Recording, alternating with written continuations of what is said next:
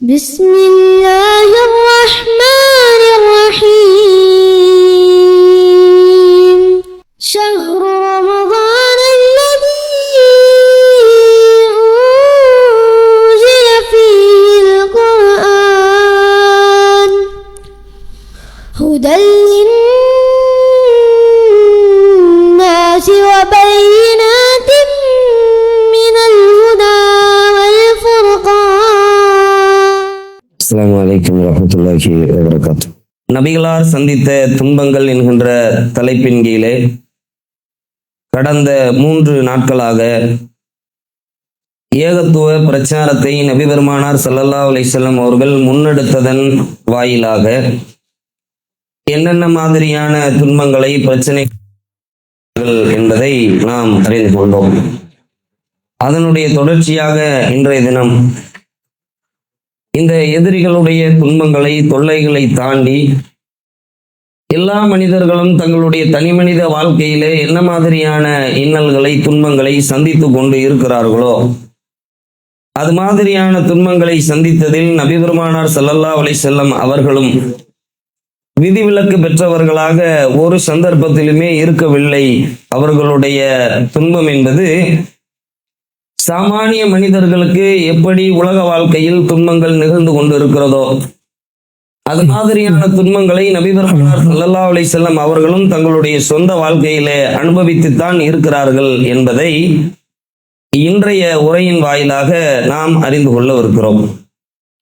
கண்ணியத்திற்குரிய எல்லாம் வல்ல அல்லாஹ்வின் நல்லடியார்களே, அல்லாஹ்வுடைய தூதர் நபி பெருமானார் ஸல்லல்லாஹு அலைஹி வஸல்லம் அவர்கள் மிகப்பெரிய கோத்திரத்திலே மிகப்பெரிய செல்வத்தனம் உடைய குடும்பத்தில் தான் நபி பெருமானார் ஸல்லல்லாஹு அலைஹி வஸல்லம் அவர்கள் பிறப்பெடுத்தார்கள்.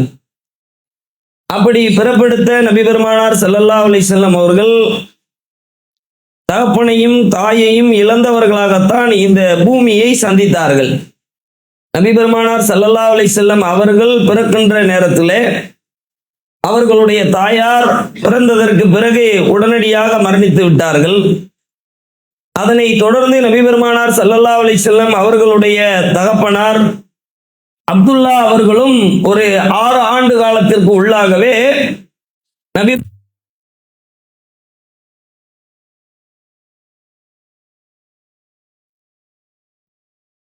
அவர்களுடைய கட்டுப்பாட்டுக்குள்ளே பாட்டனாராக இருந்த அப்துல் முத்தலீப் அவர்களுடைய கட்டுப்பாட்டுக்குள்ளே நபி பெருமானார் ஸல்லல்லாஹு அலைஹி வஸல்லம் அவர்கள் சென்றார்கள். அப்துல் முத்தலீப் அவர்களுடைய மரணத்திற்கு பிறகு பெரிய தகப்பனாராக இருந்த அபு தாலிப் அவர்களுடைய கட்டுப்பாட்டுக்குள்ளே நபி பெருமானார் ஸல்லல்லாஹு அலைஹி வஸல்லம் அவர்கள் வந்து விட்டார்கள்.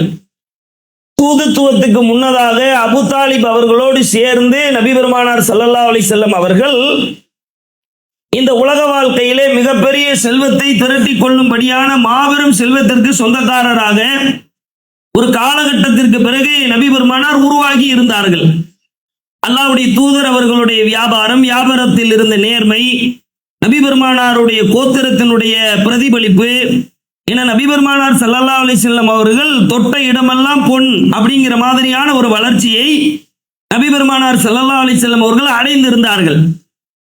அப்படி அடைந்திருந்த நேரத்தில் கதீஜா அம்மையார் அவர்கள் நபி பெருமானார் அவர்களை மணந்ததற்கு பிறகு கதீஜா பிராட்டியார் அவர்களுடைய செல்வமும் நபி பெருமானார் ஸல்லல்லாஹு அலைஹி வஸல்லம் அவர்களிடத்தில் இருந்த செல்வமும் சேர்ந்து மக்கமா நகரத்தை மிக பெரிய அளவிலே வியாபித்து இருந்தது. அவங்க தான் நம்பர் 1 அப்படிங்கிற மாதிரியான ஒரு செல்வத்தனத்துல தான் ரசூலுல்லாஹ்வுடைய மக்கா வாழ்க்கை என்பது இருந்தது. தூதுத்துவத்துக்கு முன்னதாகவும் நபி பெருமானாருடைய செல்வம் என்பது கோலோச்சித்தான் இருந்தது. தூதுத்துவத்துக்கு பின்னால் 13 ஆண்டுகள் மக்காவிலே பெரிய பெரிய இன்னல்களை நபி பெருமானார் ஒரு புறத்திலே சந்தித்துக் கொண்டிருந்தாலும் செல்வத்தில் எந்த விதமான குறைபாடும் நபி பெருமானார் அவர்களுக்கு ஏற்படவே இல்லை. எல்லா வகையிலுமே ரொம்ப பெரிய அந்தஸ்து உள்ளவராகத்தான் நபி பெருமானார் இருந்தார்கள். ஆனால் ஹிஜ்ரத் செய்து வந்ததற்கு பிறகு மதீனா நகரத்துக்குள்ளே தங்களுடைய வாழ்வியலை நபி பெருமானார் ஸல்லல்லாஹு அலைஹி வஸல்லம் அவர்கள் தொடங்கியதற்கு பிறகு அப்படியே அவருடைய வாழ்க்கையை அல்லாஹ் என்ன செய்றான், தலைகீழாக புரட்டி போடும் வகையிலே ரொம்ப ஆழ்ந்த வறுமைக்குள்ளே நபி பெருமானார் அவர்களை கொண்டு போய் நிறுத்துகிறார். இன்னைக்கு உலகத்தில் இருக்கக்கூடிய வாழ்ந்து கொண்டிருக்கக்கூடிய மனிதர்களிடத்துல நீங்க சந்தித்துக் கொண்டிருக்கக்கூடிய அறுப்புடைகளை பட்டியலிடுங்கன்னு சொன்னா செல்வத்தை பட்டியலிடுவார்கள். நீங்கள் சந்தித்துக் கொண்டிருக்கக்கூடிய துன்பத்தை நீங்கள் பட்டியலிடுங்கள்னு சொன்னா முதல்ல செல்வம் இல்லை என்ற அடிப்படையும் வறுமையான ஒரு வாழ்க்கையை நாங்கள் வாழ்ந்து கொண்டிருக்கிறோம் என்பதையும் தான் மனிதர்கள் பெரும்பாலானவங்க என்ன செய்வாங்க, துன்பம் பட்டியல் அறுக்குடையிலே செல்வத்தை வைப்பார்கள், துன்பத்திலே அவர்கள் சந்தித்துக் கொண்டிருக்கின்ற வறுமையை வைப்பார்கள். இப்படி அல்லாஹ்வுடைய தூதர் நபி பெருமானார் ஸல்லல்லாஹு அலைஹி வஸல்லம் அவர்கள் மதீனா நகரத்து வாழ்க்கைக்குள்ளே சென்றதற்கு பிறகு அல்லாஹ் அவருடைய வாழ்க்கையை ஆக்குறார். என்ன மாதிரியான வாழ்க்கைன்னு கேட்டா, சூரத்துல் லுகா என்ற அத்தியாயத்தை நீங்கள் எடுத்து படித்து பார்ப்பீர்களே ஆனால் ஒரு காலகட்டத்துக்கு பிறகு ரசூலுல்லாஹ்வே மனுஷன் தானே, மனிதன் என்கின்ற அடிப்படையில் பல்வேறு பலவீனத்தை நபி பெருமானார் சுவைக்கிறார்கள். ஒரு புறத்திலே எதிரிகளுடைய தொல்லை, ஒரு புறத்திலே மன உளைச்சல், ஒரு புறத்திலே மன அழுத்தம், இப்படி பல்வேறு நிலைகளை நபி பெருமானார் அடைந்து கொண்டிருந்த நேரத்தில் மனிதனாக கவலைப்பட்டாங்கல்ல. அப்ப அல்லாஹ் நபி பெருமானாரை கூப்பிட்டு சூரத்துல் லுகா என்ற அத்தியாயத்திலே பேசுகிறான்.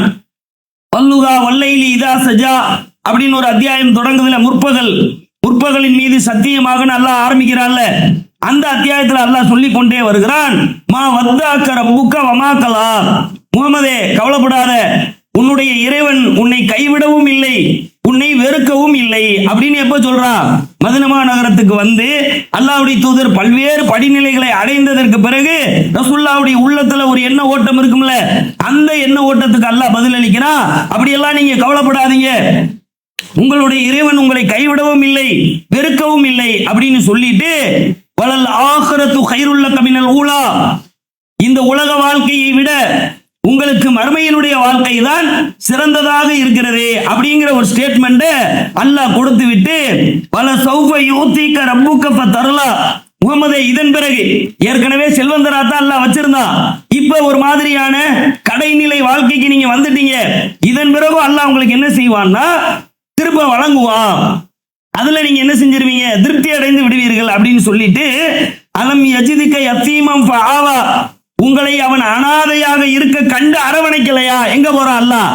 மதீனாவுல அல்லாஹ்வுடைய தூதரின் வாழ்க்கையில் இருக்கும்போது, ஒரு கடைநிலை வாழ்க்கையை நபி பெருமானார் அனுபவித்துக் கொண்டிருக்கும் போது அல்லாஹ் சொல்லுகிறான், நீங்க அனாதையா இருந்தீங்களே, உங்க அப்பா இறந்துட்டாங்களே, உங்க உம்மா இறந்துட்டாங்களே, உங்களை யார் எடுக்கிறது, உங்களை யார் வளர்க்கிறது, உங்களை யார் பாதுகாக்கிறது, உங்களை யார் உருவாக்குறது, அப்படியான ஒரு நிலையில் இருக்கும்போது நீங்கள் அனாதையாக இருக்க கண்டு உங்கள் இறைவன் உங்களை அரவணைக்கவில்லையா அப்படின்னு கேட்டுட்டு, வஜதக்கல் லாலன் பகதா, உம்மை வழி அறியாதவராக கண்டு அவன் வழிகாட்டவில்லையா? அப்படியெல்லாம் அப்படி வரிசையா பேசிட்டு வந்து, வஜதக்க ஆயிலன் அகுனா, உம்மை வறுமையில் இருக்க கண்டு, பாப்பா அம்மா இல்லைனா அனாதை ஆயிட்டா யாரு ஸ்பான்சரா இருப்பா, யாரு பொறுப்பாளியாவா, அப்படி நீங்க வறுமையில் இருக்க கண்டு உங்களை தன்னிறைவு பெற்றவராக அல்லாஹ் என்ன செய்தான், ஆக்கினான் அப்படின்னு மதீனாவிற்கு வந்து வறுமை வாழ்க்கை அடைகின்ற பொழுது மக்கா வாழ்க்கையில் அல்லாஹ்வுடைய தூதரின் நிலையை அல்லாஹ் எப்படி உயர்த்தி வைத்தான் என்பதை அல்லாஹ் நினைவுபடுத்தி காட்டுகிறார். இப்படி நினைவுபடுத்தி காட்டினால, நினைவுபடுத்தி காட்டினாலும் நபி பெருமானாருடைய வறுமை வாழ்க்கை என்பது அகண்டு விடவே இல்லை. ரொம்ப பெரிய வறுமை. எப்படி வறுமைன்னா அதெல்லாம் நம்ம உரசி பார்க்கணும். இந்த உலகத்திலே நபி பெருமானார் அனுபவித்த வறுமையை போல இந்த உலகத்தில் வாழக்கூடிய எந்த மனிதனுமே அப்படி ஒரு வறுமையை சுவைத்து விட முடியாத அளவிற்கு ஒரு மாபெரும் வறுமை என்கின்ற துன்பத்தை நபி பெருமானார் அனுபவித்தார்கள். எப்படின்னா, ஆயிஷா அம்மையார் அவர்கள் அறிவிக்கிறார்கள், எங்களிடத்திலே சில சகாபாக்கள் கேட்பார்கள், அல்லாஹ்வுடைய தூதர் எப்படி உயிர் வாழ்ந்தார்கள், நீங்கள் எப்படி உயிர் வாழ்ந்தீர்கள், உங்களுடைய உணவு என்னவாக இருந்தது, உங்களுடைய வாழ்வியல் என்னவாக இருந்தது அப்படின்னு கேட்பாங்க. அப்ப நான் அவர்களுக்கு பதில் அளிப்பேன், எங்களுடைய வாழ்வியல் என்பது ரெண்டு கருப்பு பொருட்களை கொண்டதாக இருந்தது. ரெண்டு கருப்பு பொருட்கள்னா, ஒன்னு பேரித்தங்கனி, இன்னொன்று தண்ணீர். இந்த ரெண்டை கொண்டுதான் எங்களுடைய இந்த உலக வாழ்க்கையே மதீனா நகரத்தில் இருந்துச்சு. ரசூலுல்லாஹ் 53வது வயதிலே ஆயிஷா அம்மையார் அவர்களை திருமணம் முடித்தார்கள். அப்பொழுது ஆயிஷா அம்மையார் அவர்களுக்கு வயசு 6. 56வது வயதிலே இல்லற பந்தத்திலே, தாம்பத்திய பந்தத்திலே ஆயிஷா அம்மையாரோடு இணைந்தார்கள். அப்பொழுது ஆயிஷா அம்மையார் அவர்களுக்கு 9 வயது. அவங்களும் ஒரு சாதாரண ஏழை குடும்பத்தில் பிறந்த ஒரு பெண்மணிலாம் கிடையாது. எப்படி ரசூலுல்லாஹ் மக்கா நகரத்தில் பெரிய கோடீஸ்வரராக செல்வந்தராக இருந்தார்களோ, அது மாதிரியே அபூபக்கர் ரலியல்லாஹு அன்ஹு அவர்களும் அந்த சமுதாயத்தில் விரல் விட்டு எண்ணக்கூடிய அந்த தனவந்தர்களிலே, செல்வந்தர்களிலே பட்டியலில் உள்ள ஆள் தான். ரசூலுல்லாஹ் எப்படி பெரிய ஆளோ அது மாதிரி அபூபக்கரும் பெரிய ஆள், செல்வத்தால் பெரிய ஆள். அபூபக்கர் எப்படி செல்வத்தால் பெரிய ஆளோ அது மாதிரி உமர் ரலியல்லாஹு அன்ஹு அவர்களுமே ரசூலுல்லாஹ் மாதிரி பெரிய ஆளு. அப்படிப்பட்ட குடும்பத்தில் பிறந்த ஆயிஷா அம்மையார் அவர்கள் நபி பெருமானார் ஸல்லல்லாஹு அலைஹி வஸல்லம் அவர்களுக்கு வாழ்க்கைப்பட்டதற்கு பிறகு ஒரு 9 வயசு பிள்ளையா இருக்கிற நேரத்திலேயே, ஒரு 10 வயசு பிள்ளையா இருக்கிற நேரத்திலேயே வறுமைனா என்னங்கிறத ரசூலுல்லாஹ் கூட வாழ்க்கைப்பட்டு பார்த்தார்கள். அந்த மாதிரி எப்படி சொல்லுதுன்னா, எங்களுடைய வீட்டிலே நாங்கள் முதல் பிறை பார்த்திருப்போம், எங்களுடைய வீட்டிலே அடுப்பு எரிந்திருக்காது. நாங்கள் 2வது பிறை பார்த்திருப்போம், எங்களுடைய வீட்டிலே அடுப்பு எரிந்திருக்காது. நாங்கள் 3வது பிறை பார்த்திருப்போம், எங்களுடைய வீட்டிலே அடுப்பு எரிந்திருக்காது. இன்னைக்கு அப்படியான ஒரு வாழ்க்கையை நம்ம பார்க்கிறோம் அந்த உலகத்துல. இங்க வந்திருக்கக்கூடிய அமர்ந்திருக்கக்கூடிய மக்கள்ல யாராவது நீங்க 10 நாள் தொடர்ந்து தண்ணி கூட குடிக்கல, ஒரு பிஸ்கட் பாக்கெட் கூட சாப்பிடல, ஒரு சாயா கூட குடிக்கல, ஒரு வாழைப்பழம் கூட சாப்பிடல, ஒரு நாள் கூட சோறு என்ற ஒரு உணவை நான் உட்கொள்ளவே இல்லை அப்படிங்கிற மாதிரி உங்களை யாராவது 10 நாள் உங்களுடைய வாழ்க்கையை கழிச்சிருப்பீங்களா? ஆனா ஆயிஷா அம்மையார் அவர்கள் சொல்லுகிறார்கள், நானும் அல்லாஹ்வுடைய தூதரும் 3 பிறைகளை பார்த்திருப்போம். முத பிறை 29 நாள், முத பிறை பார்ப்போம்ல முத நாளே. இப்ப ரசூலுல்லாஹ்வுடைய வீட்டுல அடுப்பு எரியல. அப்படி 29 நாள் கடந்த உடனே 2வது பிறையை பார்ப்பாங்க. 2வது பிறையை பார்க்கும்போது எங்க வீட்டுல என்ன செஞ்சிருக்காது, அடுப்பு எரிஞ்சிருக்காது. சரி 2வது பிறையை பார்த்தாச்சு, இன்னைக்கு சாப்பாடு வந்துடும், நாளைக்கு சாப்பாடு வந்துடும், இன்னைக்கு செல்வம் வந்துடும், இன்னைக்கு வாழ்வியலுடைய நிலை மாறிடும் அப்படின்னு நாங்க உட்கார்ந்துட்டு இருப்போம். ஆனால் 2வது பிறையை பார்த்தும் எங்களுக்கு எந்த விதமான உணவும் கிடைத்திருக்காது, எங்களுடைய வீட்டுல அடுப்பு எரிஞ்சிருக்காது. அப்படியே கடத்தி கொண்டு போய் நாங்கள் 3வது பிறையும் பார்த்து விடுவோம். 60 நாட்களை கடந்தும் எங்களுடைய வீட்டில் என்ன செய்யாது, அடுப்பு எரியாது. அப்படிங்கிற மாதிரியான ஒரு வறுமையை நபி பெருமானார் ஸல்லல்லாஹு அலைஹி வஸல்லம் அவர்கள் சுவைக்கிறார்கள். இன்னைக்கு நம்மளுடைய வாழ்க்கை அப்படி இருக்குதா? இன்னைக்கு பிரதமர் மோடி இருக்கிறாரு, அவர் பிரதமரா இருக்கிறார்ல, அவருடைய உணவெல்லாம் பாருங்க, 6 லட்சம் ரூபாய்க்கு காளான், 22 லட்சம் ரூபாய்க்கு கோட்டு சூட்டு அப்படிங்கிற மாதிரி அவர் வாழ்க்கை இருக்குல்ல. நபி பெருமானார் சாதாரண மண்ணினுடைய ஜனாதிபதி நீங்க நினைச்சீங்களா? இன்னைக்கு எப்படி அமெரிக்காவும் ரஷ்யாவும் பெரிய சாம்ராஜ்யங்களாக இருக்கிறதோ அதை போல அன்று நபி பெருமானார் மதீனா நகரத்திலே ஆட்சியை அரசாங்கத்தை நிறுவிய நேரத்தில் கிரேக்கமும் ரோமாபுரி பேரரசும் மிகப்பெரிய அரசாட்சி, பிரம்மாண்டமான அரசாட்சி. கிரேக்க ரோமாபுரி பேரரசர்கள் எல்லாம் நபி பெருமானாருடைய கடிதத்தை பார்த்தால் நடுநடுங்கி விடக்கூடிய மிகப்பெரிய பிரம்மாண்டமான சாம்ராஜ்யத்தினுடைய ஜனாதிபதியாக அதிபதியாக நபி பெருமானார் உட்கார்ந்துட்டாங்க. அல்லாஹ்வுடைய தூதர் ஒரு கடிதம் எழுதுனா கிரேக்கம் பயப்படும், அல்லாஹ்வுடைய தூதர் ஒரு கடிதம் எழுதுனா ரோமாபுரி பயந்து நடுங்கிடும். அப்படியான செல்வத்தில் உள்ள ஒரு ஜனாதிபதிக்கு வாழ்க்கை எப்படிப்பட்ட வாழ்க்கை தெரியுமா? 60 நாட்கள் வீட்டுல அடுப்பெரியலங்கிற மாதிரியான ஒரு வாழ்க்கை. ஒரு நாள் அல்லாஹ்வுடைய தூதர் ஒரு கைத்து கட்டுல படுத்து கிடக்குறாங்க. கைத்து கட்டுல படுத்து கிடக்கின்ற பொழுது அல்லாஹ்வுடைய தூதர் அவர்களுடைய முதுகுகள்ல ஒரு பொருள் தட்டுப்படுகிறது. கைத்து கட்டுல படுத்து கிடக்குறாங்க, ஒரு பொருள் முதுகுல தட்டுப்படுது. தட்டுப்பட்ட உடனே அல்லாஹ்வுடைய தூதர் அந்த பொருளை எடுத்து இப்படி பார்த்துட்டு கீழே போட்டுறாங்க. இந்த சம்பவம் நடக்கும்போது அல்லாஹ்வுடைய தூதரோட எந்த சகாபாக்களுமே கூட கிடையாது. ரசூலுல்லாஹ் தனியா படுத்து கிடப்பாங்கல்ல, ஓய்வு எடுப்பாங்கல்ல, சில நேரங்களில் தனிமையை விரும்பி இருப்பாங்கல்ல. அப்படியான நேரத்தில் அல்லாஹ்வுடைய தூதருடைய முதுகுல ஒரு பொருள் தட்டுப்படுகிறது, அதை எடுத்து பார்த்துட்டு கீழே போட்டாங்க. இது வேற ஒரு நாள் சகாபாக்கள் எல்லாம் மஸ்ஜித் நபவியிலே கூடியிருக்கின்ற தருணத்தில் அல்லாஹ்வுடைய தூதர் மக்களிடத்திலே சொல்லுகிறார்கள், என்னருமை தோழர்களே, ஒரு நாள் நான் கைத்து கட்டிலே படுத்து கிடந்தேன். அப்படி படுத்து கிடக்கின்ற நேரத்தில் என்னுடைய முதுகுல ஒரு பொருள் தட்டுப்பட்டது. அந்த பொருள் என்ன என்று எடுத்து நான் இப்படி பார்த்தேன், அது ஒரு பேரித்தங்கனி அப்படிங்கிறாங்க ரசூலுல்லாஹ். அது ஒரு பேரிச்சம்பழம்.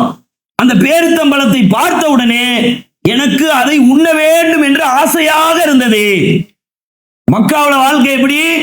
அல்லாஹ்வுடைய தூதர் பார்க்காத செல்வம் கிடையாது, அல்லாஹ்வுடைய தூதர்கிட்ட இல்லாத ஒரு பொருளாதாரமே கிடையாது.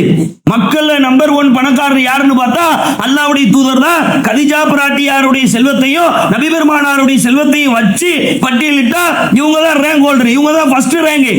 அப்படிப்பட்ட செல்வத்துல வாழ்ந்த அல்லாஹ்வுடைய தூதர் இங்க என்ன சொல்றாங்க? 60 நாள் சாப்பாடு இல்லைன்னா பேரிச்சம்பழத்தை பார்த்தா ஒரு மனுஷனுக்கு ஆசையா தானே இருக்கும். தினம் தினம் கறியா சாப்பிட்டா, தினம் தினம் பிரியாணியா சாப்பிட்டா, தினம் தினம் நல்ல உணவாவே நம்ம சாப்பிட்டுட்டு இருந்தோம்னா அந்த கனியினுடைய அந்த பேரித்தம்பழத்தினுடைய அருமை நமக்கு தெரியுமா? தெரியாதுல. 60 நாள் சாப்பாடே பார்க்காத ஒரு மனுஷனுக்கு தான் அந்த பேரித்தங்கனியினுடைய பழத்தினுடைய வலி என்பது தெரியும். அப்ப அல்லாஹ்வுடைய தூதர் சொல்லுகிறார்கள், அது எனக்கு சாப்பிட வேண்டும் என்ற எண்ணத்தை தூண்டியது. ஆனால் அது பைத்துல் மாலுடைய பொருளாதாரமாக இருந்தால், அது பொது பொருளாதாரத்திலே உள்ள ஒரு பொருளாக இருந்தால், அதை சாப்பிடுறத அல்லாஹ் எனக்கு தடை பண்ணி இருக்கிறான்ல, அதன் காரணத்தினால் அந்த பேரித்தங்கனியை நான் கீழே போட்டு விட்டேன் அப்படின்னு சொல்லக்கூடிய அளவுக்கு நபி பெருமானார் ஸல்லல்லாஹு அலைஹி வஸல்லம் அவர்களுடைய அந்த வறுமை வாழ்க்கையை அல்லாஹ் வச்சிருந்தான். நம்ம எல்லாம் அப்படித்தான் வாழ்றோமா? நீங்க யோசிச்சு பாருங்க. ஆனா நம்ம என்ன சொல்லிக்கிறோம்? அல்லாஹ் எனக்கு எதையுமே தரலையே, அல்லாஹ் எனக்கு அருக்குடையே தரலையே, நீண்ட காலமா வறுமை வாழ்க்கையில தானே இருக்கிறேன் அப்படிங்கிற மாதிரியான வாதங்களோடு இன்னைக்கு நம்முடைய உலக வாழ்க்கை இருக்குது. நபி பெருமானார் பக்கத்துல போய் அவங்களுடைய வறுமைக்கு கிட்ட நிக்க முடியுமா? அப்ப அதுக்கு நன்றி உள்ள மனிதர்களா நம்ம இருக்கிறோமா? எத்தனை மனிதர்களுக்கு அல்லாஹ் 15,000 ரூபாய் வருமானத்தை தர்றான். எல்லா மனிதர்களுமே 15,000 ரூபாய் வருமானத்தை ஒரு அருக்குடையாகவே பார்க்க மாட்டேங்கிறாங்க. 15,000 ரூபாய் வருமானம் அருக்குடை இல்லையா? ஒரு வீடு கிடைத்து விடுறது இல்லையா? ஒரு வீடு வாடகைக்கு பிடிச்சி இருக்கிற வாய்ப்பு கிடைச்சிருதுல, இந்த மின்விசிறிகளை போட்டு இந்த லைட்டை போட்டு ஒரு ஓரத்துல படுத்துக்கிட்டு மனைவியோடு இல்லறத்துல ஈடுபட்டுக்கிட்டு பிள்ளை ஊட்டி அங்க வச்சு வளர்த்துக்கிட்டு அப்படியான ஒரு வாழ்க்கை வாழ்றதுக்கு ஒரு சூழல் இருக்குல்ல. மாமிச இறைச்சி சாப்பாடு சாப்பிடாவிட்டால் கூட வயிற்றை பசியை அடக்கி கொள்ளுகின்ற ஒரு நிலையில நம்முடைய வாழ்க்கை இருக்குதுல. அப்படித்தான் ரசூலுல்லாஹ்வுடைய வாழ்க்கை இருந்துச்சா? ஒரு நாள் நடுநிசில நபி பெருமானார் அப்படி உலாத்திக்கிட்டு இருக்கிறாங்க. நம்ம நடுநிசில உலத்துனா என்ன அர்த்தம்? இப்ப நான் இருக்கிறேன், உங்க வீட்டுக்கு பக்கத்துல இருக்கிறேன், நீங்க என் வீட்டு பக்கத்துல இருக்கிறீங்க. நடிச்சாம 1 மணிக்கு நான் அவனுக்குள்ள அப்படி துண்டெல்லாம் தோல்ல போட்டு அவனுக்குள்ள நின்று நடந்துட்டு இருக்கிறேன். நீங்க வெளியே வர்றீங்க, என்னைய பார்த்து ஒண்ணு கேக்குறீங்க, என்ன பாய் வெளியே எனக்குள்ள நடந்துட்டு இருக்கிற மாதிரி இருக்கு இந்நேரம் அப்படின்னு கேட்டா நான் என்ன பதில் சொல்லுவேன்? இல்ல பாய், நேத்து ஒரு விருந்து, பயங்கரமான பிரியாணி விருந்து நம்ம உறவினர் வச்சிருந்தாரு, சரியான சாப்பாடு, நெஞ்சு வரைக்கும் நிக்குது, செமிக்க மாட்டேங்குது. நான் ஒரு ஸ்ப்ரைட்டை குடிச்சிட்டு 7 அப் குடிச்சிட்டு நான் என்ன செஞ்சுட்டு இருக்கிறேன்? செமிக்கணும்ட்டு நடந்துட்டு இருக்கிறேன். இப்படித்தான் நான் சொல்லுவேன். இப்படித்தானே என்னை சந்திச்சவரும் சொல்லுவாரு. உண்மையிலே அப்படி இரவு நேரத்துல ஒரு மனிதன் அப்படி வீட்டு வாசல்ல உலாத்துறதா இருந்தா அப்படித்தான் உலாத்துவா. ஆனா ரசூலுல்லாஹ் என்ன பதில் சொல்றாங்கன்னா, உலாத்திக்கிட்டு இருக்கிறாங்க. அப்ப அபூபக்கர் வர்றாரு. அபூபக்கர்ட்ட அல்லாஹ்வுடைய தூதர் கேட்கிறாங்க, யா அபூபக்கரே, என்ன நடுநிசில இந்நேரத்துல நீங்க இப்படி உலாத்திட்டு இருக்கிறீங்க அப்படின்னு கேட்கும்போது அவர் சொல்லுகிறார், அல்லாஹ்வுடைய தூதரே, பசி, சாப்பாடு இல்ல, சாப்பாட்டுக்கு வழி இல்ல, என்னால் கண்ணை பொத்துனா தூக்கம் வர மாட்டேங்குது, என்னுடைய வயிறுகள் எல்லாம் ஒட்டி போய் கிடக்கிறது, எனக்கு ஒருவேளை சாப்பாடு கிடைக்காதா அப்படிங்கிற ஒரு ஏக்கத்துல நான் வெளியே வந்தேன். அப்படி சொன்னாங்களா? தூக்கம் வரல, சாப்பாடு கிடைக்காது, அதுக்கான சோர்ஸ் இல்ல, அதுக்கான வாய்ப்பு இல்ல, அல்லாஹ் அருள் புரிந்தாலே தவிர அதுக்கான எந்த முகாந்திரமும் இல்ல, தூக்கம் வராதனால நான் உலாத்திக்கிட்டு இருக்கிறேன் அல்லாஹ்வுடைய தூதரே அப்படிங்கிறாரு. இப்ப அப்படியே அந்த வழியா திருப்பி உமர் வர்றாரு. உமரை பார்த்த உடனே 2 பேரும் கேட்கிறாங்க, என்ன நேரத்தில் நீங்க என்ன உலாத்திட்டு இருக்கிறீங்க? அப்ப உமர் ரலியல்லாஹு அன்ஹு அவர்கள் அதே வார்த்தையை, அதே சொல்லை அச்சரம் பிசகாமல் சொல்லுகிறார்கள், அல்லாஹ்வுடைய தூதரே, பசி, கடுமையான பசி, சாப்பிடுறதுக்கு என்கிட்ட எதுவுமே இல்ல, நானும் கண்ணை பொத்தி பார்க்கிறேன், இங்கிட்டு உருள்றேன், அங்கிட்டு உருள்றேன், எனக்கு தூக்கமே வர மாட்டேங்குது, அதனால தான் கொஞ்ச நேரம் அப்படி வெளியே உலாத்துவோன்ட்டு வந்திருக்கேன் அல்லாஹ்வுடைய தூதரேன்னு சொன்ன உடனே நபி பெருமானார் ஸல்லல்லாஹு அலைஹி வஸல்லம் அவர்கள் தங்களுடைய போர்த்தி இருந்த போர்வையை அகற்றி காட்டி கூழாங்கற்களை தங்களுடைய வயிற்றிலே வைத்து கட்டி இருக்கிறார்கள். கூழாங்கற்களை வயிற்றுல வச்சு கட்டி அல்லாஹ்வுடைய தூதர் போர்வையெல்லாம் போட்டு பொத்தி இருக்கிறாங்க. அப்ப 2 பேர்ட்டையும் சொல்லுகிறார்கள், அல்லாஹ்வின் மீது சத்தியமாக, வல்லாகி நானும் பசியின் காரணமாக எனக்கு தூக்கம் வரவில்லை என்பதற்காக இந்த இரவு நடுநிசியிலே உலாத்தி கொண்டிருக்கிறேன் அப்படின்னு நபி பெருமானார் ஸல்லல்லாஹு அலைஹி வஸல்லம் அவர்கள் சொன்னார்கள்னா, அப்படி ஒரு நாளை கழிச்சிருப்பீங்களா? இன்னைக்கு ஏரியாக்குள்ளக்க, சென்னை மண்ணடிக்குள்ளக்க, இல்ல உலகத்தினுடைய பல்வேறு பகுதிகளில் எத்தனையோ மிஸ்கின்கள், ஏழைகள் இருக்கிறாங்க. அவங்கள கூப்பிட்டு நீங்க கேட்டா கூட நான் 2 நாள் சாப்பிடல, ஒரு வேளை சாப்பிடல, 2 வேளை சாப்பிடலன்னு சொல்ல முடியாத அளவுக்கு அவங்களுக்குமே அல்லாஹ் அருள் செஞ்சுக்கிட்டு தான் இருக்க. மிஸ்கின் தான், முசாபர் தான், மக்களிடத்துல கையேந்திர மக்கள் தான். ஆனாலும் கூட அவங்களுடைய வாழ்க்கை இப்படித்தான் இருக்குது, நல்லபடியா உணவு உட்கொள்கின்ற ஒரு நிலையில் தான் இருக்கிறது. இது மாதிரியான ஒரு வறுமையை நம்ம இந்த உலக வாழ்க்கையில சந்திச்சிருக்கிறோமா அப்படி நீங்க சிந்திச்சு பாருங்க. பெற்றோர்கள் எவ்வளவு சிரமத்துக்கு மத்தியில் நம்மை பெற்றெடுத்து, நம்மை பராமரித்து, நம்மை வளர்த்து, அவர்களது இறுதி காலம் வரைக்கும் நம் மீது அன்பு காட்டியதை நாம் யாரும் மறுக்க முடியாது. அப்போ அந்த தாய் தந்தை உயிரோடு இருக்கும் பொழுது கூட நாம் அவர்களுக்கு சில நன்மைகளை செய்ய தவறி இருப்போம், அல்லது அன்றைக்கு செய்ய முடியாத ஒரு பொருளாதார சூழல் நமக்கு ஏற்பட்டிருக்கலாம். ஆனால் அதையெல்லாம் சரி செய்கிற வகையில நாம் நம்முடைய தாயின் பெயரிலோ அல்லது தந்தையின் பெயரிலோ அல்லாஹ்வுடைய ஆலயம் அமைவதற்காக நீங்கள் உங்களது பொருளாதாரத்தை கொடுத்தால், நாம் செய்கிற இந்த பொருளாதாரம் அவர்களே அல்லாஹ்வின் புறத்தில் உயர்த்தி விடுகிற, சுடகத்தின் பால் நகர்த்துகிற ஒரு கேடயமாக இருக்கும். அதற்கு இன்ஷா அல்லாஹ் நாம் ஒவ்வொருத்தரும் இயன்ற அளவுக்கு ஒத்துழைப்பை கொடுப்போம். உங்களது தவறிவிட்ட உங்கள் தாய்க்கோ தந்தைக்காகவோ நீங்கள் அல்லாஹ்வின் பாதையில் தர்மம் செய்து அதை அவர்களுக்காக நீங்கள் நிகழ்த்திட வேண்டும் என்று கேட்டுக்கொள்கிறோம். உங்கள் அஸ்னான் மல்டி ஸ்பெஷாலிட்டி பல் மருத்துவமனை. பல் மற்றும் வாய் சம்பந்தப்பட்ட அனைத்து விதமான நோய்களுக்கும் எங்களிடம் சிறப்பு சிகிச்சை அளிக்கப்படும். அஸ்னான் மல்டி ஸ்பெஷாலிட்டி பல் மருத்துவமனை, கலெக்டர் அலுவலகம் அருகில், நாகர்கோவில். நீங்கள் அனாதை குழந்தைகளை ஆதரிக்க விரும்புகிறீர்களா? தந்தை இழந்து தரமான உணவின்றி, நல்ல உடைகளின்றி, சரியான வழிகாட்டுதலின்றி அனாதைகளாக வாழும் இந்த குழந்தைகளுக்கு உதவும் கரங்கள் தான் தாருல் இல்ம் உதவும் கரங்கள். அல்லாஹ்வின் உதவியால் 2010 10 குழந்தைகள் என்று ஆரம்பிக்கப்பட்ட இந்த உதவும் கரங்கள் சமூகத்தில் கவனிப்பாரற்று அதிகரித்து வரும் அனாதை குழந்தைகளை கருத்தில் கொண்டு தற்போது 160 குழந்தைகளுக்கு மேல் பொறுப்படுத்தி செயல்பட்டு வருகிறது. இவர்களின் கண்ணீரை துடைத்திட நீங்கள் தாராளமாக உதவுங்கள். உங்கள் ஜகாத் மற்றும் சதக்காவை அனுப்ப வேண்டிய முகவரி தாருல் இல்ம், நம்பர் 64, பார்த்தசாரை தெரு, பழைய வண்ணாரப்பேட்டை, சென்னை 21. வெப்சைட் தாருல் இல்ம் hh.com. தொடர்புக்கு 9840725020, 9600055060. சுத்தமான பசும்பாலில் செய்யப்பட்ட பன்னீர் மற்றும் குல்ஃபி இப்போது உங்கள் அருகில் உள்ள கடைகள் மற்றும் சூப்பர் மார்க்கெட்டுகளில். சிவகங்கை மற்றும் ராமநாதபுரம் மாவட்டம் முழுவதும் டீலர்கள் வரவேற்கப்படுகிறார்கள். இப்படிப்பட்ட துன்பத்தை ஒரு பக்கத்துல இதெல்லாம் இந்த துன்பத்தை மனிதன் வறுமை வருகின்ற பொழுது, வறுமை என்ற ஒரு சூழலை ஒரு மனிதன் அடைகின்ற பொழுது டோட்டலாவே என்ன செஞ்சிருவா? தோத்துருவான். ஒரு பக்கத்துல எதிரிகளுடைய தொல்லை அது குறைஞ்சிருச்சா? நேற்று பேசின பத்ர் யுத்தத்தோட உஹது யுத்தத்தோட எல்லாமே ஸ்டாப் ஆயிருச்சா? 2 யுத்தத்துல தோத்துட்டோம், இனிமே ரசூலுல்லாஹ் வந்து நம்ம போய் நெருங்கவே கூடாது அப்படிங்கிற மனநிலைக்கு அவன் வந்துட்டானா? அப்படிப்பட்ட மனநிலைக்கு அவன் வரவே இல்லை. அடுத்த அக்ஸா போர் எல்லாரும் சேர்றா, யூதர்கள், நஸ்ரானிகள், சிலை வணங்கிகள், நெருப்பு வணங்கிகள், மஜூசிகள் எல்லாரும் சேர்ந்து ஒரு யுத்தக்களம், அகல் யுத்தக்களம், இப்படி எல்லாத்தையும் சந்திச்சாங்க. அகல் யுத்த காலத்துல நபி பெருமானாருடைய நிலை என்ன தெரியுமா? சாப்பாட்டுக்கு வழி இல்ல, பெரிய அகல் தோன்றாங்க. அகல்னா போடி அளவுக்கு அகலா, இந்த பள்ளிவாசல் அளவுக்கு அகலா, எதிரிகள் உள்ளே இறங்கி வந்துவிடக் கூடாது என்பதற்கான மாபெரும் அகல். 10 நாள், 15 நாள், 20 நாள், 25 நாள், ஒரு மாசம் அப்படிங்கிற அளவுக்கு அகல் தோண்டப்படுகிறது. சல்மான் பாரிசி என்று சொல்லக்கூடிய பாரிஸ் நாட்டை சார்ந்தவர் இந்த ஐடியா ரசூலுல்லாஹ்வுக்கு கொடுக்கிறாரு. எதிரிகள் இப்பொழுது உள்ளே வந்து விடக் கூடாது என்றால் பெரிய அகல தோண்ட வேண்டிய கட்டாயத்தில் இருக்கிறோம். எல்லாரும் தோண்டுங்க. யுத்தம் இல்ல, யுத்தத்துக்கு முன்னாடி, யுத்தத்துக்கு அவங்க உள்ள வந்துடக்கூடாதுங்கிற காண்டி எல்லாரும் குழி தோன்றாங்க. பிலால் ரலியல்லாஹு அன்ஹு அவர்கள் எல்லாம் கெட்டு போன கொழுப்பு இருக்குல்ல, அந்த கெட்டு போன கொழுப்பை இடுப்புல கட்டி வச்சிருக்கிறாங்க. நீங்க வச்சிருப்பீங்களா? ஒரு கடையில போய் நீங்க சாப்பிட போறீங்க, நீங்க எதிர்பார்த்த உணவு அவன் தரல, நீங்க எதிர்பார்த்த டேஸ்ட்ல அந்த உணவு இல்ல, எத்தனை ரூபாய்க்கு வாங்கியிருந்தாலும் நீங்க என்ன பண்ணிருவீங்க? இந்த உணவு வேண்டாம், வேற உணவு கொண்டு வா, நான் காசு கொடுத்தானே சாப்பிடுறேன், நீ என்ன எனக்கு இப்படி கொடுக்குற அப்படிங்கிற ஒரு நிலைக்கு அதை நம்ம மாத்திடுவோம்ல. உங்ககிட்ட ஒரே ஒரு முறுக்கு பாக்கெட் தான் இருக்கு அப்படி வச்சுக்கோங்களேன். அந்த முறுக்கு எண்ணெய் சீக்கு வாடை அடித்ததாக இருக்கிறது அப்படின்னா சாப்பிடுவீங்களா? உங்ககிட்ட ஒரு மேரி பிஸ்கட் பாக்கெட் இருக்கு, அது பதத்து போயிருச்சு அப்படின்னா நீங்க சாப்பிடுவீங்களா? கெட்டு போன கொழுப்பு. நல்ல சாப்பாட்டை சாப்பிட்டாலே இன்னைக்கு சில பேருக்கு வாந்தி வரக்கூடிய தன்மை என்பது இருக்கிறது. கெட்டு போன கொழுப்புன்னா அது என்ன, உருக்கி அடுப்புல வச்சு ரெடி பண்ணி அப்படி சாப்பிடுற சாப்பாடா? பச்சை கொழுப்பு, கெட்டு போன பச்சை கொழுப்பை அவர்கள் வைத்திருக்கிறார்கள். இப்ப இதை கீழே போட முடியாது, அந்த கொழுப்பு என்ன செய்ய முடியாது, கீழே போட முடியாது. கீழே போட்டுட்டா அகல் தோண்டணும், வேலை இருக்கு, இந்த சாப்பாடாவது நம்ம சாப்பிடணும் அப்படிங்கிற மாதிரியான நிலையில பிலால் ரலியல்லாஹு அன்ஹு அவர்கள்லாம் இருந்தாங்கல்ல. ஒரு கட்டத்துக்கு மேல குழி தோண்டப்பட்டு கொண்டிருக்கிறது, கற்பனை செய்து பார்க்க முடியாத ஒரு பெரிய பாறாங்கல் ஒன்று அந்த அகலுக்குள்ள சிக்குது.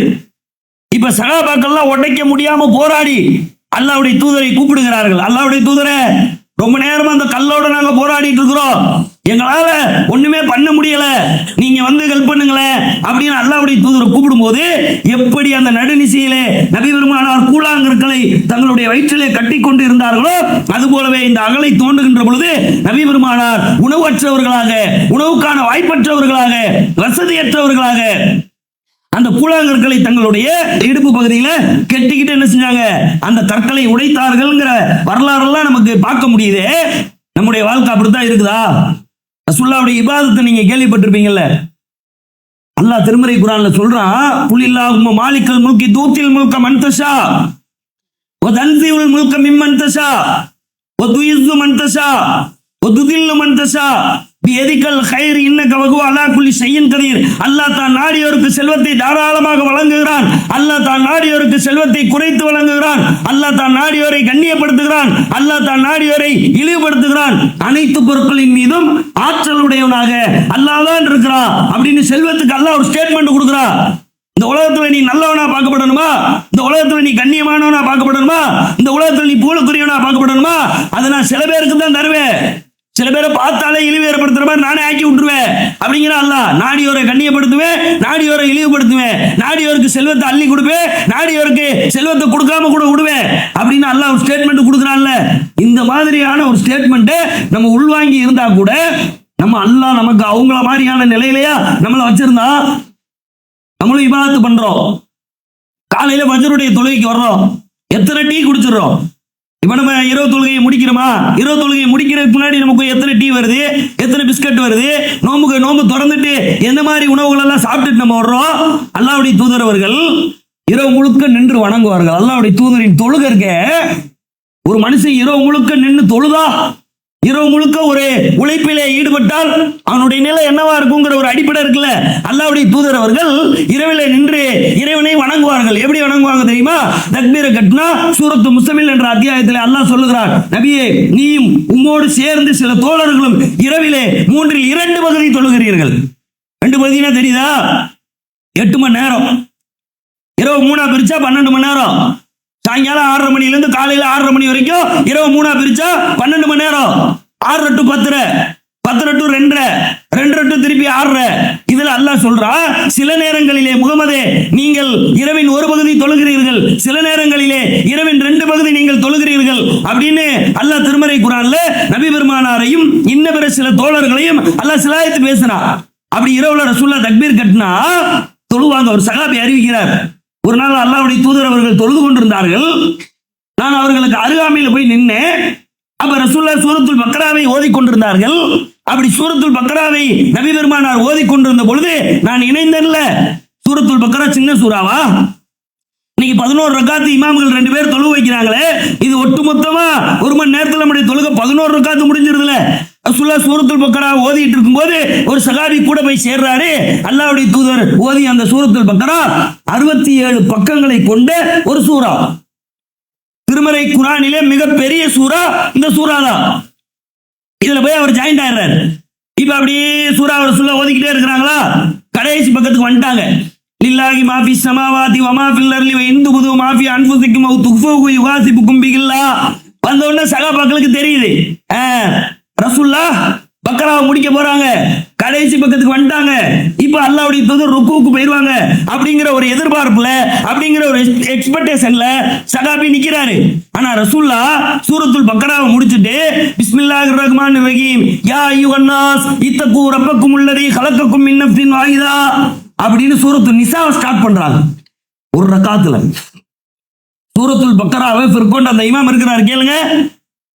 ஃபிர்கோண்டா நல்ல ரொம்ப நடையோட தஜ்வீதோட ரொம்ப ராகத்தா தர்த்தீலா ஓதுறதா இருந்தா 1.5 மணி நேரம் தேவைப்படும்.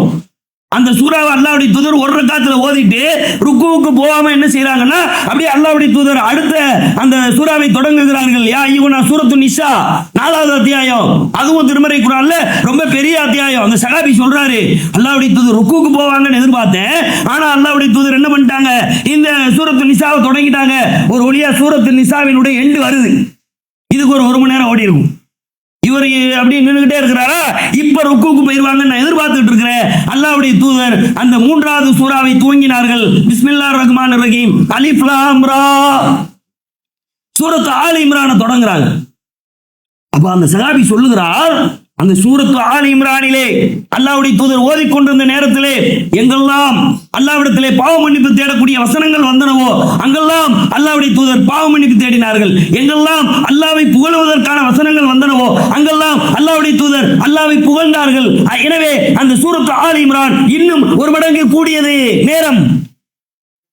சஹாபி சொல்றாரு, ஏண்டா அல்லாஹ்வுடைய தூதர் கூட போய் சேர்ந்தோம் அப்படின்னு நான் நினைச்சேன். ஒரு ரக்காத் அவ்வளவு நீளம்.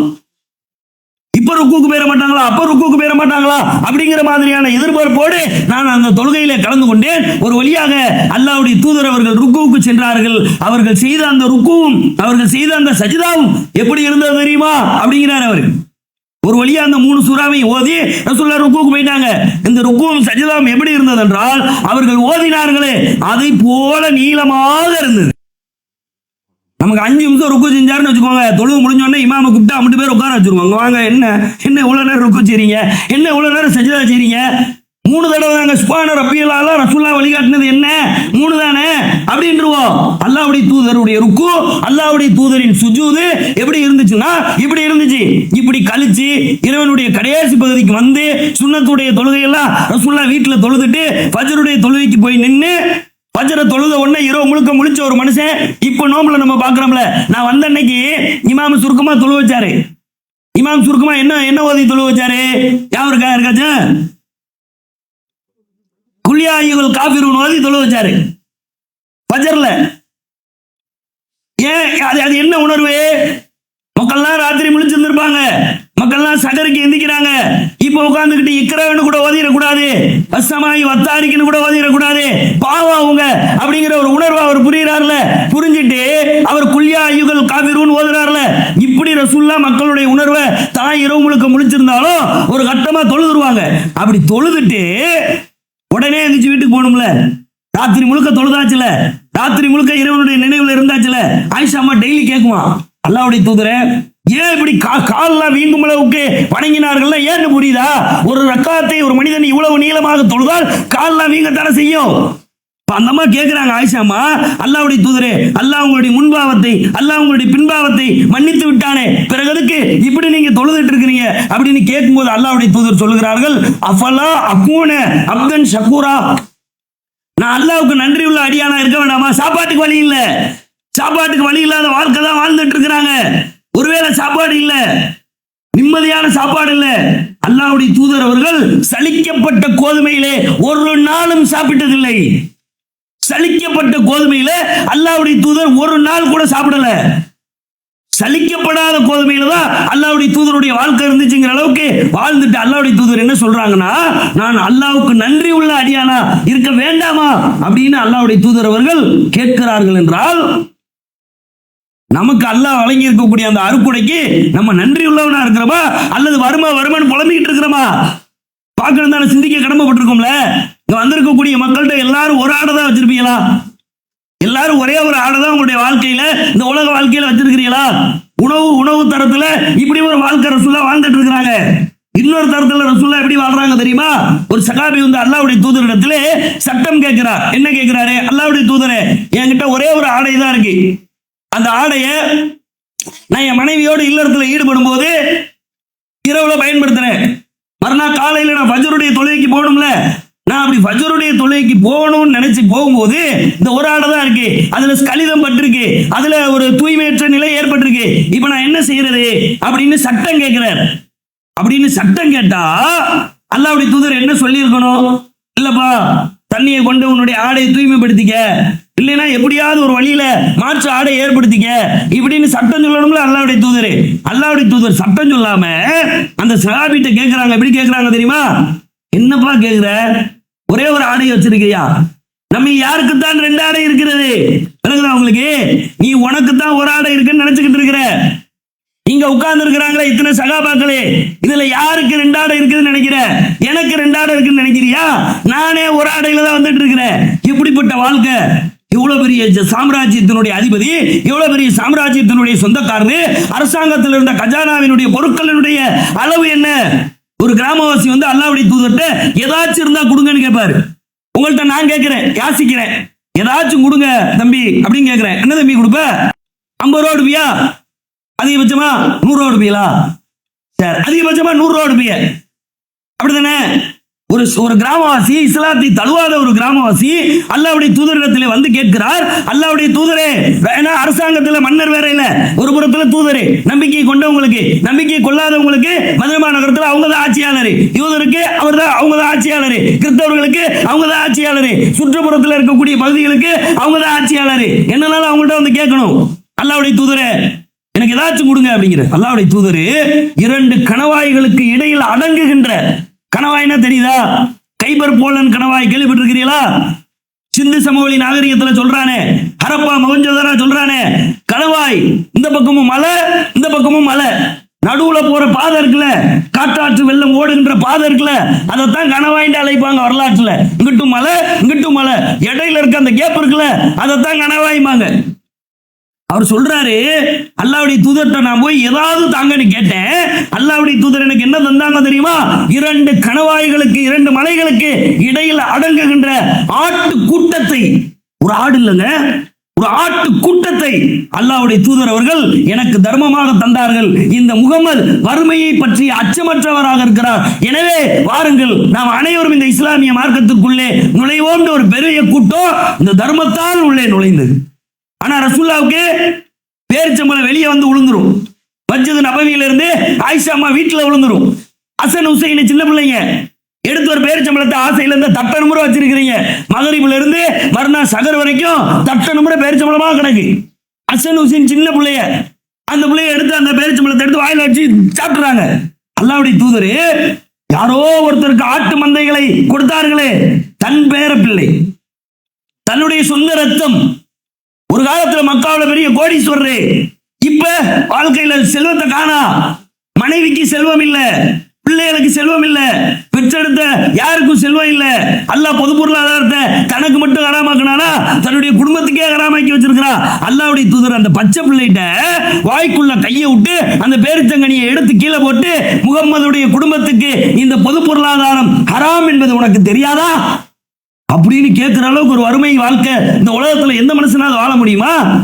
இதுக்கிடையில் யுத்தத்தை சந்திச்சுக்கிட்டு, அதை சந்திச்சுக்கிட்டு, இதை சந்திச்சுக்கிட்டு அப்படிங்கிற மாதிரியாக நபி பெருமானாருடைய வாழ்க்கை சென்றது என்பதெல்லாம் கவனத்துல கொண்டு, நமக்கு அல்லாஹ் தந்திருக்கிற அறுக்குடைங்கிறது ரொம்ப லேசான அறுக்குடை கிடையாது. நன்றியுள்ள மனுஷனா நம்மளும் இருக்கணும். முழுக்க நின்று வணங்கினாங்கல்ல, வணங்கின அல்லாஹ்வுடைய தூதரே அதிகாலையில ஃபஜ்ருடைய தொழுகையை நிறைவு செஞ்சுட்டு சூரியன் உதயம் ஆகுற வரைக்கும் என்ன செய்வாங்க? திக்ர் செய்வாங்க. இரவுங்களுக்கு வணங்கியாச்சு, ஃபஜ்ருக்கும் வந்தாச்சு, ஃபஜ்ருடைய தொழுகை நிறைவு செய்து விட்டு சூரியன் உதயமாகிற வரையில ரசூலுல்லாஹ் அந்த திக்ரை செஞ்சு முடிச்சுட்டு என்ன செய்வாங்கன்னா, வீட்டுக்கு வந்து கேட்பாங்க, ஆயிஷாவே சாப்பிடுவதற்கு ஏதாவது இருக்கிறதா? ஆயிஷா அம்மா பதில் சொல்லுவாங்க, அல்லாஹ்வுடைய தூதரே எதுவுமே இல்லை, அப்படியானால் இன்றைய தினம் நான் நோன்பு நோற்றுக் கொள்கிறேன் அப்படின்னு அதையும் இபாதத் ஆக்கிட்டு போயிடுவாங்க. இப்படி ஒரு வாழ்க்கை நம்ம வாழ்க்கையில் இருக்குதா? அப்ப இதையெல்லாம் நம்ம உணர்ந்து, இதையெல்லாம் நம்ம சிந்திச்சு, அல்லாஹ் நமக்கு நிரப்பமா தந்திருக்கிறான், அல்லாஹ் நமக்கு பல்வேறு விதமான அறுக்குடைகளை நமக்கு அள்ளி வழங்கி இருக்கிறான் அப்படிங்கிற உணர்வோடு வாழ்ந்து மரணிக்கின்ற மக்களாக நாம் ஆக வேண்டும். நாளைய தினம் இந்த வறுமையினால் வேறு என்ன பிரச்சனைகளை எல்லாம் நபி பெருமானார் ஸல்லல்லாஹு அலைஹி வஸல்லம் அவர்கள் சந்தித்தார்கள் என்ற தகவலை நாளைய உரையின் வாயிலாக அறிந்து கொள்வோம் என்று சொல்லி என்னுடைய உரைக்கு திரையிடுகிறேன். வாகிருதுவானான்.